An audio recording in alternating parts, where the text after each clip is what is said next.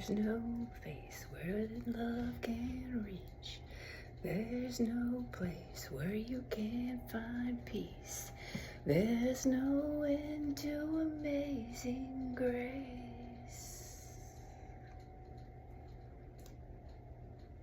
Take me in with your arms spread wide. Take me in like an orphan child. Never let go, never leave my side.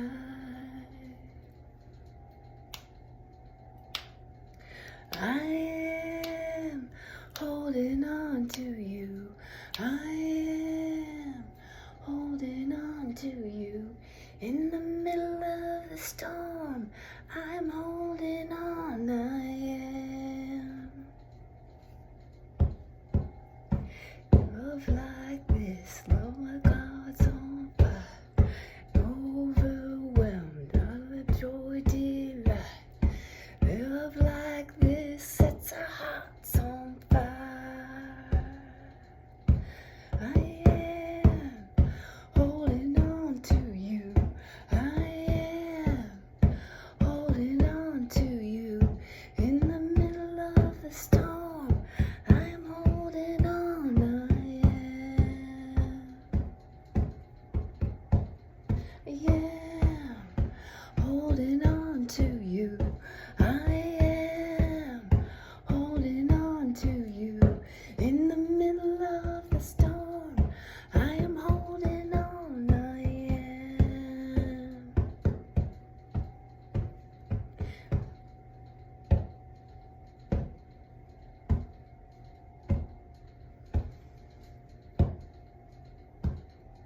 This is my resurrection song. This is my hallelujah call. This is why it's to you I run. This is my resurrection song. This is my hallelujah call. This is why it's to you I run. There's no space where his love can reach. There's no place where we can't find peace. There's no end to amazing grace. I am holding on to you. I am holding on to you. In the middle of the storm, I'm holding on. I am holding on to you. I am holding on to you.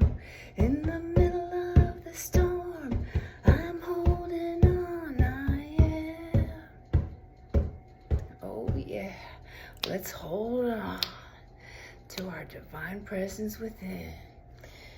Keeping that faith, keeping that trust. That's what it's been for me. I don't know about you all, but thank you, Creator. Thank you. It's been a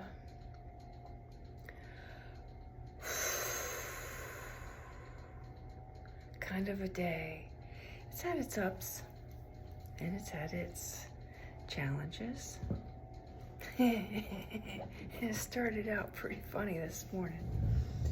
So, yeah, I got up at my 3:33, boom, wide awake. And I put a song on, meditation song on, and I must have dozed off for a little while anyway. But then it was, we're making it to the river this morning, Babu, little chief. And of course he was like, yeah, let's go to the river. All right, we're back on this move. Yeah, thank you. And we take off to the river, and it was such a sweet little cruise down through there. And of course we hadn't been through there since the flood. And the bike path was being very, very mindful on the bike path at first. There's a few places where you're coming around the curve and you know, where they've got the canal and the bike path, and then there's up here and all the sand coming down through. So it was kind of mindful, being very mindful. And we get down there and it's like, oh, and yet something just wasn't vibing right. There's just this kind of an odd feeling. But Rashini was really thrilled, and so I let him out, and out of his basket, we find a spot to hook up Garuda, and we start taking our little walk. And I had my lavender and cedarwood mix, but it was so humid, and we haven't dropped below the 80-degree mark, so you're still in that heat. And the sweat was just pouring off of me, and we're doing our walk, and I began feeling like a pincushion, and I'm like, this is not gonna work, buddy. This is not gonna work. And then there was lightning taking place, and the clouds just kept getting more and more, and I'm going, we need to get, and I heard very clearly, get your ass back to the apartment. So we make it back to the apartment, and one of the beautiful things that I love about being an Iron Pony rider is you have these sensations that take place in your body, and you just have to keep cruising, or if you get stung with something. I had one time where a wasp flew up my sleeve, and I had one time where this great big Japanese beetle bug had gotten down the back, and it was stinging me, and you're like, oh, and I felt myself squish. But you're like, whoa, you have to stay focused. One false move, and that could cost you a lot. So, you have to, you learn very, very quickly, like you got that itch on the bottom of your foot, or something stings you, and you're like, you power through until you find a safe place to land and take care of it if you can. Sometimes you just keep moving, and you move beyond the sensation and process it however you need to, and definitely takes you into breath, focus, and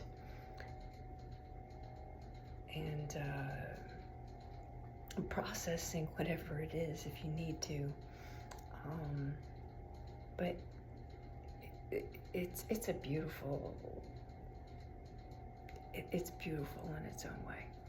So, that's what it was for me with Garuda. I'm working the bike path, and then noticed that, the traffic was starting to come out, and hello, bicycle here, or e-bike, whatever. But, there's like, oh man, I could have just gone to town on my body, and I make it back to the apartment just in time for the fire ceremony, and get everything put up and away, and I hop on, and immediately, they start invoking the directions, and I get my little bug sucker, sucking the juices out of the bites, the venom, and just so thank you. So it went from like this, our theme this week is the art of optimism. So it went from optimism to pessimism to realism. Like boom, boom, boom. And then that place of peace, just peace. So that's how my morning began. And then Rashini was like, that wasn't enough for me. Let's come on, you know, you've had your fire ceremony, let's go. So I'm like, okay, I'll take you to the dog park. So we take back off and we head to the dog park. Well, who knew they closed the bike pack. The dog park is closed on Tuesdays for housekeeping, for maintenance and so forth. So we took a walk around this sweet, sweet little neighborhood, and there was an SUV there. So we take a look at the SUV, and it was a Yukon. Of course, you know, I'm communicating with the dude, and he was very, very sweet, and the family was inside, and he's like, I'll let my family know that somebody's wandering around, and turn the alarms off and stuff like that. And I'm like, okay. And we move on. So we get back, and it was like, man, I just don't know about this vehicle world. This is just getting nuts with the prices, and then looking at the gas mileage and the maintenance. And no, it's not a limiting. I probably could do it. It's just immediately this Yamaha V-Star showed up. I went onto Facebook and was checking some messages and so forth, and some marketplace comes up, and Yamaha V-Star. Sweet. Then there was another one. Sweet. And I'm like, you know that. So I just sent a couple messages. Hey, when would be a good time, and where in Yuma are you? Hey, I'm a fellow veteran. You know, da da da da da. And it's, hey, I'll meet you halfway if you're really serious. And I'm like, yeah, I'm serious. And, you know, having visions of putting she's a newer model with a lot less mileage and locking bags, a fairing, the whole 9 yards, everything. And I'm like, whoa, clear title, fellow veteran. It's not like I'm dealing with somebody who's trying to pawn off a California title and all these kinds of things. And I'm like, yeah, this is cool. This is cool. So, and it's a 1300, so I'm like, I could put a trailer hitch on her and get a little, you know, get a trailer and put on her. And I'm like, you know, that's my vibe. That is my vibe. So, I don't know. Again, I'm following the breadcrumbs. I'm following the different juices and just kind of going with the vibe. Anyway, so we get back here and I start watching my astrology, doing my classes, and checking on Campi Fugri and all the other volcanoes and fault lines and everything that's waking up, and also realizing we had the and yeah, there was definitely the whole solar flare radiation plasma thing that was taking place with all the and because I watched the energy of the day after that day for me, I noticed what I was going through was also in the planetary alignments and things taking place. And then I'm listening to my family and going, yep, that's, And so those juices are going, those creative juices are going. And a couple of, I'm starting to share too much about my projects. I'm talking to myself. This is my journal entry. And again, if you're choose to listen to it, if you learn something from it, great. If not, scroll on, because I'm going to be working something differently a little bit later. That's a part of one of my projects. So anyway, then I remembered, oh, I have an appointment today. And I'm waiting, and I hadn't received any reminders. Usually they send out like half a dozen reminders to remind you of your appointments with the VA. I hadn't received any reminders, and I'm going, well, now I know I made that appointment. I had to move that appointment. And I had scheduled transport for a half an hour early so I could get there a little bit early, because they like you to show up a little bit early. And it gives me an opportunity that if transport doesn't show up, I can call and let them know that, well, something's happened with transport. I'm waiting. I had planned on my boot camp. I used to do what I called spiritual boot camps. And so to kind of head start this energy that we're stepping into, I had planned on my spiritual boot camp, which, all the way up and through was going really good. And I was like, oh yeah, I've got this appointment. Well, that means I need to move and do this part here and do this part here. And so I'm waiting, and transport hasn't shown up. So I call, oh, it's going to be 15 minutes. I'm like, my appointment's in 15 minutes. Well, we'll see if we can get somebody over there right away. And then the reminder comes through, hey, are you here yet? Have you checked in yet?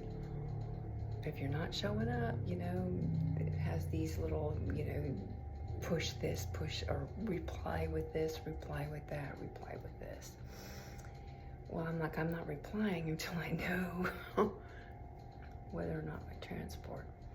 So they showed up, and I get to my appointment, and the lady was just amazing, and, trying to make arrangements for Rashini to be in the room, and then, oh, you have this condition, so it probably would be best for us to do it at the hospital, but what about your dog, and blah, blah, blah, blah, blah, blah, blah, blah, blah.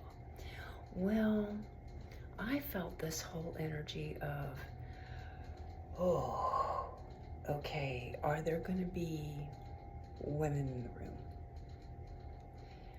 And she's like, oh yes, there's a team of nurses. I said, okay. And she picked up on the vibe right away, and she's like, let me do a little bit of checking. So she left the room, she comes back, and she says, we have a female doctor. What is the heart, the condition that you have, and do you think it's really, really necessary, because we're not seeing anything in your chart? And I said, well, it was diagnosed when I was in India, and, I haven't seen a doctor really since then. I had a few visits and so forth and when I was in Deming, but I said, no, not really. I said, it's just something that, so we decided, oh, well, let's go with this female doctor at our clinic, and everything should be fine. And I said, that's great. And yes, the dog can be in the room here. So we go to schedule it. Well, they had for Friday. And I'm like, yeah, let's do it. Let's just get her done and get it over with, right? Well, because the medicine that I need to take prior to this procedure is coming from the VA, it takes them a week to 2 weeks to get it to you. And so it ended up being, okay, let's schedule it with somebody else. And I kept asking the question, okay, you told me that there was going to be a team of women at the hospital, but is there going to be a team of women at this clinic? Where this was coming from through me is from the PTSD MST, and being under anesthetic, where so a lot of this emotion around the military sexual trauma and previous other stuff is like kind of coming up and going, I've got a female driver scheduled to get me back to the apartment, and so forth. And so I'm like, wow. But this whole emotional release, and of course the other women picking up on it and going, wow, and of course I got this whole, thank you for your service and so forth. But I had to ask the question numerous times. No, I understand that the female doctor is not coming back, that she's only there till this Friday, and this is the only appointment she has, but I'm not paying for the medicine that I need to take. And, the VA is taking care of it. So I'll work this. I'm just asking, are there going to be other women in the room? And they finally understood what I was asking the lady at the reception desk. It's not the RN that was doing my whole intake, but the lady at the reception desk. And of course, then I'm realizing that I'm like becoming a little bit of a spectacle. and it's like, okay, let's just get this thing scheduled and let me get out of here. Because when I turned around, you could see where others were kind of like looking over, like, wow, what's going on over here. It was just very, very interesting. I'm going, wow. So we get outside and I have this full emotional release where I just allowed myself to just, because it's going to be 15 minutes for my transport to arrive. I kept it together long enough to get my transport. I'm ready to get back to my apartment. And so that was more of that emotion, that held emotion being released, and not judging myself over it. And at the same time, it brought an awareness to these folks, because I mean, how many times do they have a female veteran come walking in, right, who's scared to go under anesthetic, and have a male doctor shoving something, yeah. So it's like, wow. Because I've had medical procedures. Oh no, there was the love doctor. Back in Ohio, he was known as the love doctor. That's what he became known as. For doing some procedures on women without their consent, because he felt like he was a god and would make you tighter and better, right, for the men, and really messed a lot of women up. So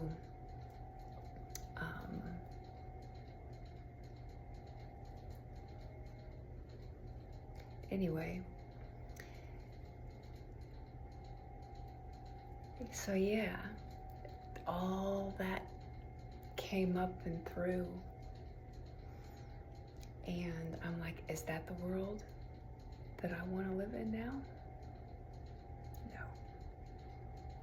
So I got to process that today, and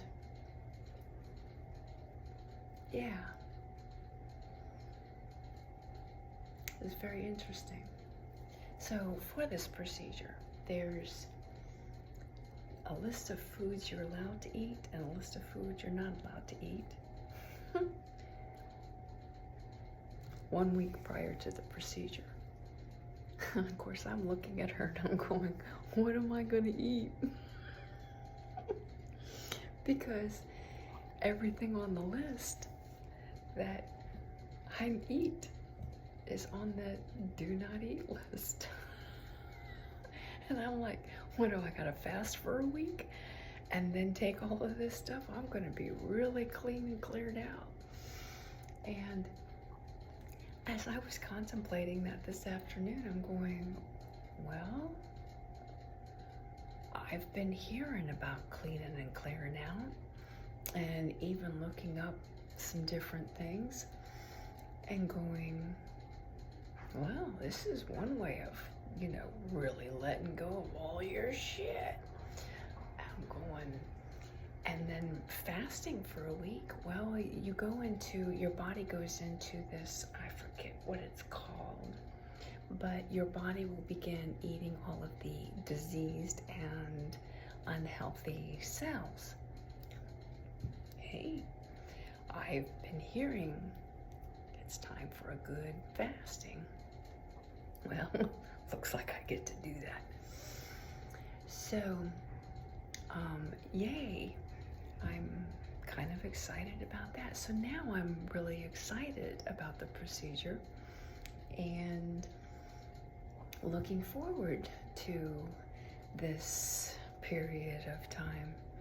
I'm sure it's going to have its own challenges because there's stuff that gets released when you fast, and as well. So anyway, then let's see what took place. Well, that's been my day. Barshini and I, we've noticed that we are heading into, the sunset is happening earlier and earlier. So he was quite ready to go for our little walk wonder and got to play with the kitty cat. The little kittens are growing up around the corner. And that's basically it. That's basically it for today. And so it's time for me I got to do Sadhguru again, and got to do my Mayahara again, and I'm getting ready to move into the Ananda Mandala. So I am grateful, very, very grateful for, what did I have, like 6 months of rest and just settling in here into Yuma and getting VA connected and all of that, and releasing and letting go of a lot of the old stuff. And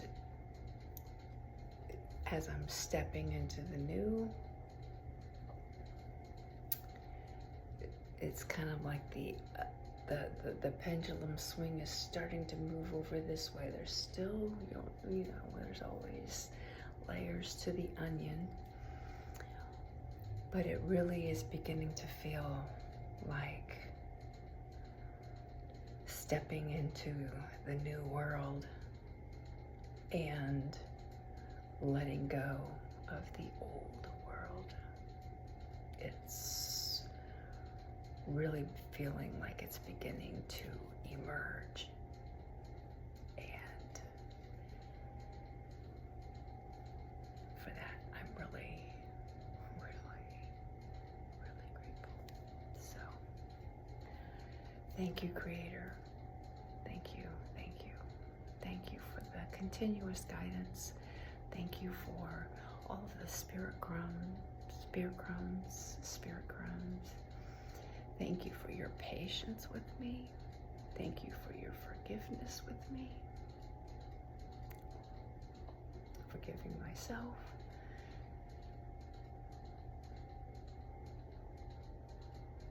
Yeah. Hey, hey.